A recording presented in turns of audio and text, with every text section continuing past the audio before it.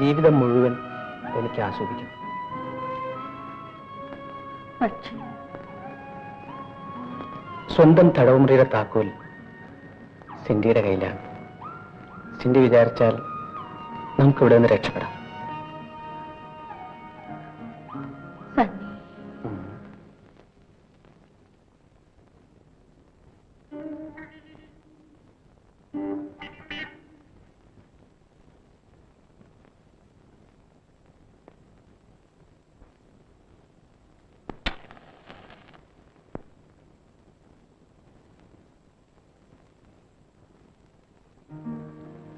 പോട്ടെ. Okay, good night. Night.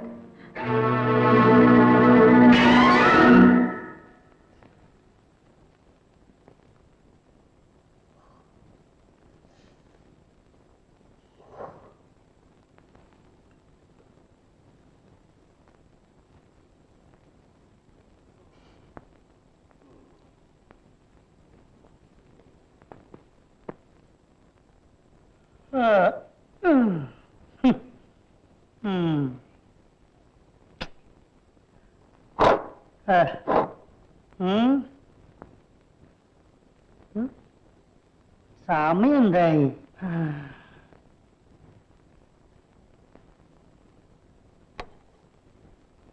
മണി 2. നല്ല watch. ഇത് ഞാൻ എടുത്തോട്ടെ? അല്ല, പ്രയാസം ഉണ്ടെങ്കിൽ വേണ്ടേ? ഇല്ല, പാലിനെടുത്തോളൂ. ഇതിന് ഒരു സ്വർണ്ണ ചെയിനായിരുന്നു വേണ്ടത്. എന്ത് ചെയ്യാൻ കാശില്ലല്ലോ. സാറില്ല, സാഹിബിനോട് പറഞ്ഞു തരും. അല്ലെങ്കിൽ മകളോട് പറയാം. വേണ്ട. പിന്നെ സാറ് തരുമോ? തരാം. ഇപ്പൊ വേണ്ട, നാളെ തന്നാലും മതി. നാളെ കാലത്ത് ഞാൻ ഓഫീസിൽ വരാം. ഓക്കെ? ആ, പിന്നൊരു കാര്യം, ചിലപ്പോ ഞാൻ ആർക്കെങ്കിലും വിറ്റെന്ന് വരും. എനിക്ക് കാശിന്റെ സ്വല്പം ആവശ്യമുണ്ട്. ഓക്കെ? ഓക്കെ.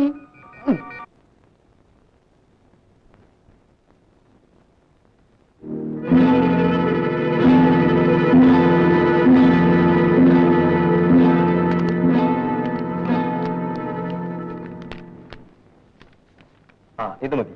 ഇനിയൊന്നും ചെയ്യാനില്ലല്ലോ? ഇല്ല, ആവശ്യമുണ്ടെങ്കിൽ എന്നെ വിളിപ്പിക്കാം. ശരി.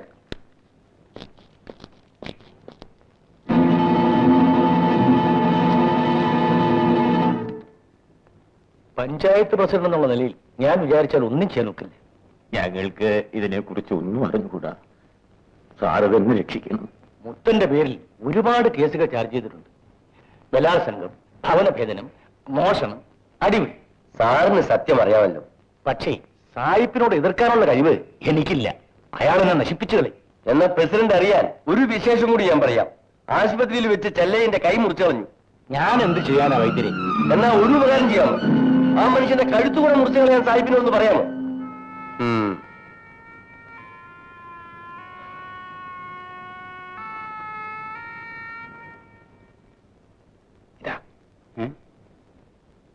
ഇതെങ്ങനെ കിട്ടി? പുറത്തെ പണിക്ക് പോയപ്പോ കിട്ടിയതാ. ഇതുകൊണ്ട് എങ്ങനെയാ ബൂട്ട് പൊളിക്കുന്നത്? കണ്ണൂർ ജയിലും വിയൂർ ജയിലും ചാടിയത് ഒരു ലക്ഷം കണ്ണാടി ഇരുമാണി കൊണ്ടാ.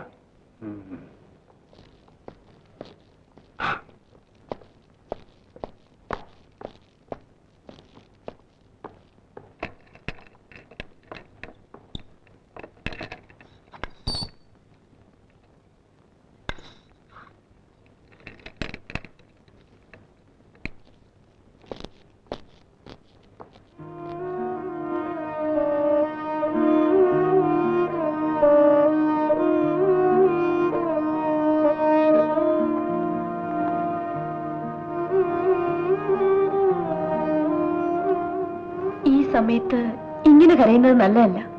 മുത്തന് ഒരു കുഴപ്പമുണ്ടാവില്ല. കുറച്ചു ദിവസം കഴിഞ്ഞിട്ട് അവൻ സുഖമായിട്ട് തിരിച്ചു വരും. ഒരു ദിവസം ഞാൻ അമ്മയെ ജയിലിൽ കൊണ്ടുപോയി മുത്തനെ കാണിക്കാം.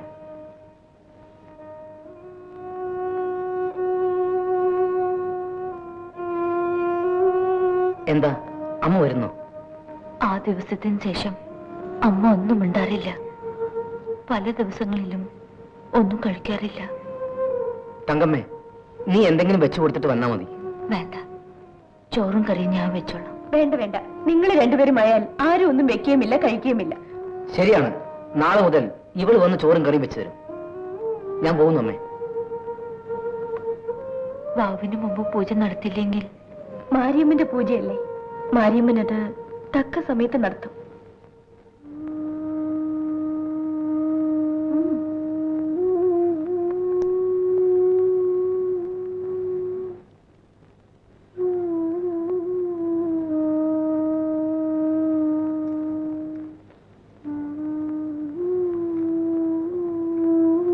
അപ്പന്റെ കൈ ഒരിക്കലും ശരിയാവൂലേ?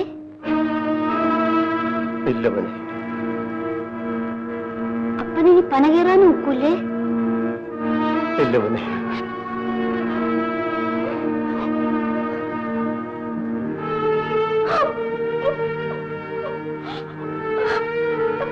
ചെല്ലയ്യ,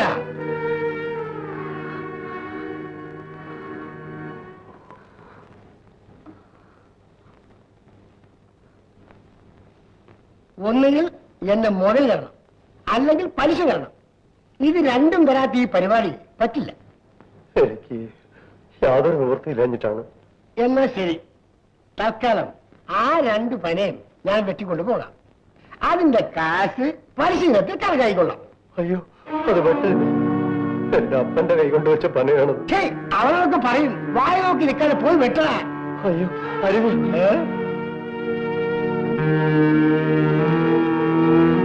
വെട്ടണം.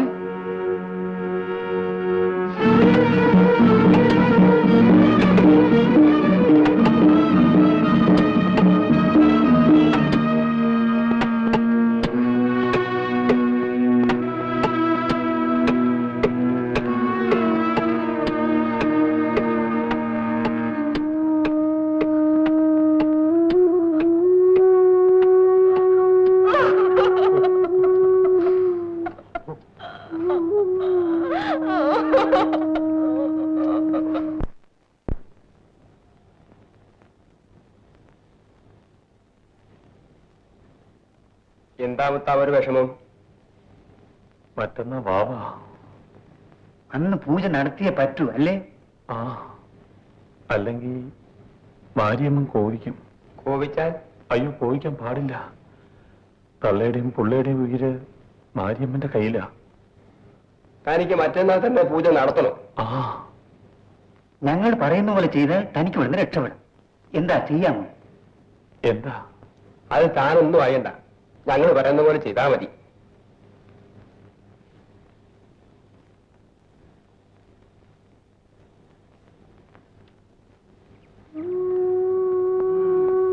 ഏത് കുലകുമ്പം വിചാരിച്ചാലും കരിപ്പട്ടി കച്ചവടം സായിപ്പേ നടത്തും.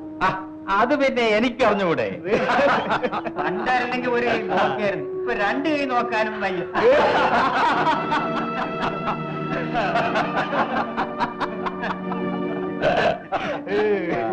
നിനക്കിപ്പം വലിയ പ്രയാസമാണെന്ന് എനിക്കറിയാം.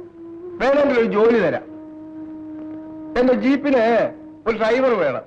എന്താ ഓടിക്കാവോ?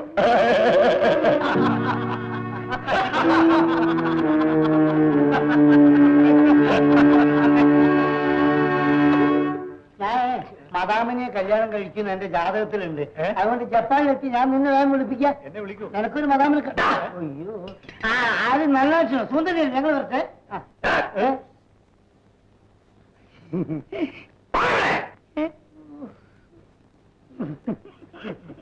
நான் யார் தெரியுமா?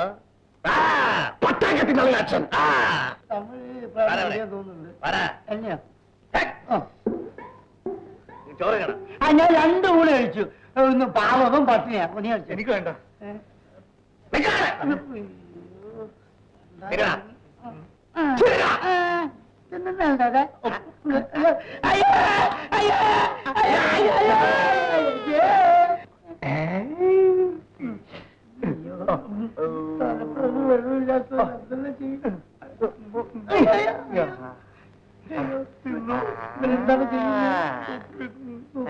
എനിക്ക് മുള്ളാൻ മുട്ടുന്നു. അയ്യോ എനിക്ക് പാട്ടറിയില്ല.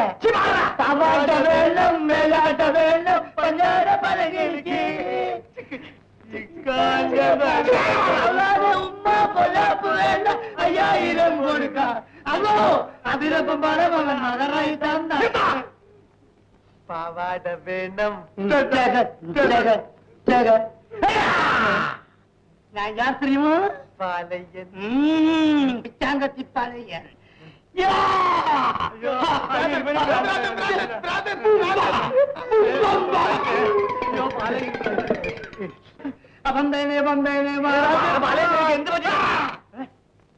എനിക്ക് ഒരു കുമ്പും പറ്റിയിട്ടില്ല. ഞാനേ ആ ഭ്രാന്തന്റെ അടുത്ത് രക്ഷപ്പെടാൻ എടുത്ത് വേലയല്ലേ. പിന്നെ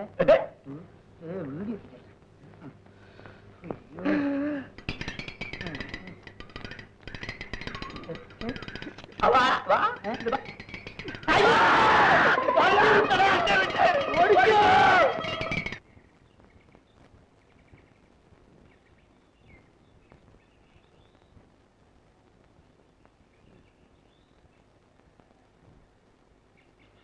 ദേശമ്മേ,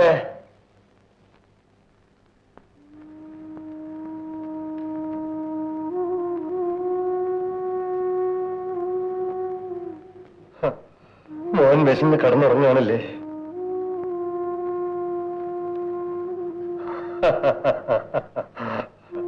അത് വാങ്ങിക്കേ. ഇതാ ചൂടുള്ള ദോശയും കോഴിയിറച്ചിയാണ്. മോനെ വിളിച്ചുണർത്തി കൊടുക്ക്. കുറുപ്പേ, മോനെ മോനെ നാഗമണി,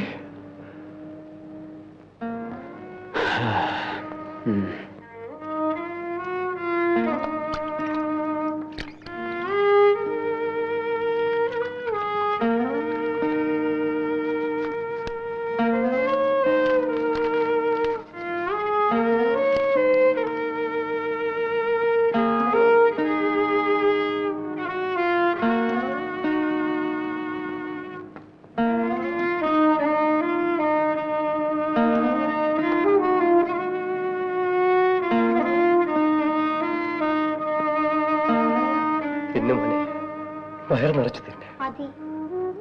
മോൻ ഇന്നും ഇതുപോലെ വയറ് നിറച്ച് തിന്നണോ? എങ്കിൽ ഈ ആളിന്റെ കൂടെ പോയിക്കോ. മോനെ ഒരു വലിയ വീട്ടിൽ കൊണ്ടുപോയി നിർത്തും. ഒരു വലിയ പണക്കാരന്റെ വീട്ടിൽ നിർത്താം. വയറ് നിറച്ച് ഭക്ഷണം കിട്ടും. 15 രൂപ ശമ്പളം കൊടുക്കും. അയ്യോ വേണ്ട.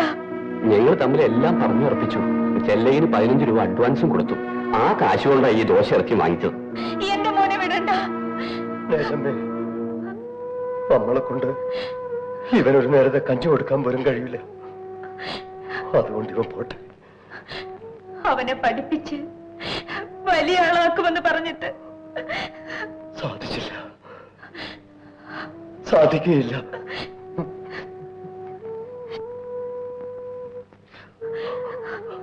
മോനെ, അപ്പനും കൊണ്ട വിശക്കുന്നു.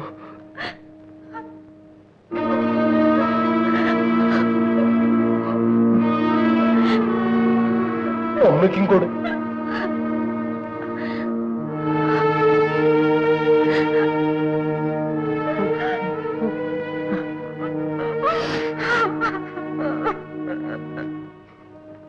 പഠിപ്പിച്ച് വലിയ ആളാക്കാൻ കഴിഞ്ഞില്ല.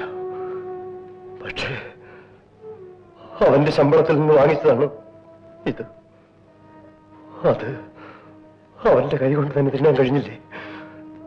ഇതിൽ കൂടുതൽ വലിയ ഭാഗ്യം നമുക്ക് വേണോ നേശമ്മേ?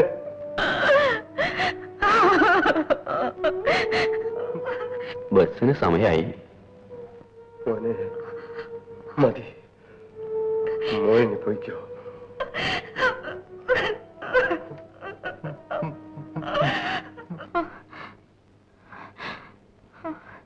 രണ്ടു ദിവസത്തിനകം പേര് നടക്കുമെന്നാ തോന്നുന്നത്.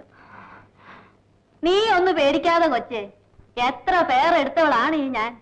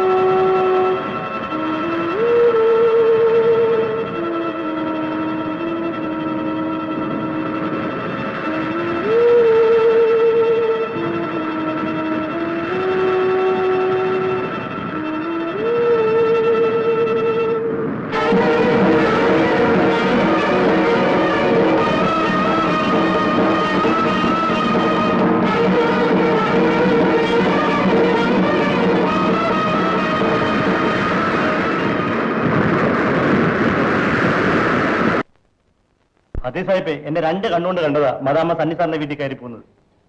സത്യമാണോടാ? സാഹിബ് ഇപ്പൊ എന്നോട് വന്നാൽ മതി, ഞാൻ കാണിച്ചു തരാം. ഞാൻ ഗർഭിണിയാണ്. അത് സാരമില്ല. കെന്നത്തിന് ഒരു കുഞ്ഞിന്റെ അച്ഛനാകാൻ കഴിയില്ല. അയാൾക്കും അതറിയാം. അതിനും നമുക്ക് പരിഹാരം ഉണ്ടാക്കാം. നമുക്ക് എവിടെയെങ്കിലും ഒളിച്ചോടി പോകാം. അത് മാത്രമേ ഇനി വഴിയുള്ളൂ. ഉടനെ എല്ലാവരും അറിഞ്ഞു കഴിഞ്ഞു.